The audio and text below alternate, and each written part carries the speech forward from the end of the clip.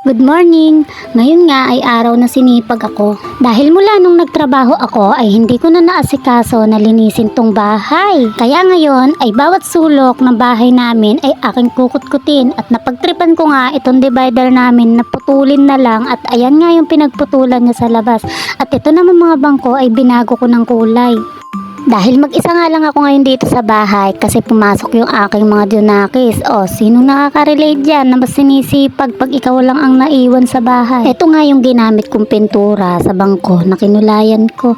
Ay, wag niyo po akong okrayin kung violet yung kinulay ko dahil hindi ko naman binili yan. Nabihingi lang ng aking asawa yan. Number 1 kasing nag-okray sa akin dyan ay yung hipag ko na walang magawa sa buhay. O, kaya ayan, tinawanan ako na bakit nga raw ba violet yung kinulay ko. Eh, ang sagot ko na nga lang sa kanya, ayaw mo yun, babaeng babae yung kalalabasan ng bahay namin. Eto nga, at kukumpunihin ko na yung divider na pinutol ko. Ewan ko ba kung bakit ko naisip na putulin yan para lang siguro lumuwag tingnan yung sala namin dahil maliit lang naman ito. Ganito nga kasi talaga ako pag nasa bahay lang. Bubuting tingin ko nga lahat ng gamit sa bahay namin. Kesa naman, araw-araw ako makipagchismisan, ay nako, magbuting-ting na nga lang tayo ng gamit sa bahay natin. Hindi ba na pag nayari mong linisin yung bahay mo ayusin ay kasarap-sarap sa pakiramdam na parang napakalaking achievement na ang napala mo nung araw na yun. At nang matapos kong ayusin at kumpunihin itong divider ay pinaghirapan ko na ang ipasok yung mga gamit sa labas.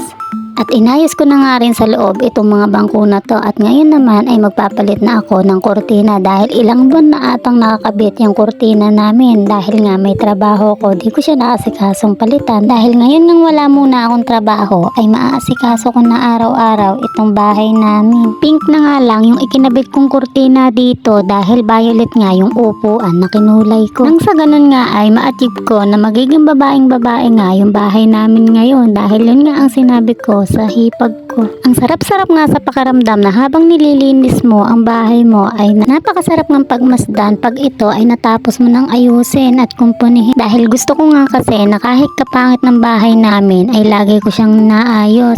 Mas gusto ko nga yung araw-araw ako na may inaayos o binabago sa style ng bahay namin. Napansin ko nga sa video yung speaker na nakikita pala yung pagkundap-kundap niya.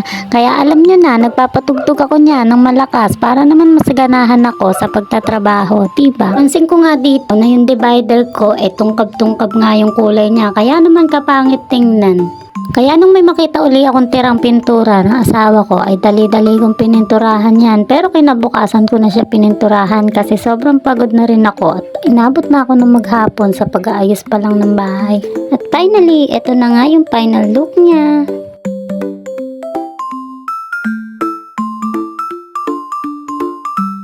Nagustuhan nyo rin ba yung ayos ng bahay namin ngayon? Siguro next time yung wall naman yung aayusin ko kasi yung mga picture na nakasabit na yan basta ko lang inilagay dyan. Para naman mas magandang tingnan. Yun lang. Bye bye!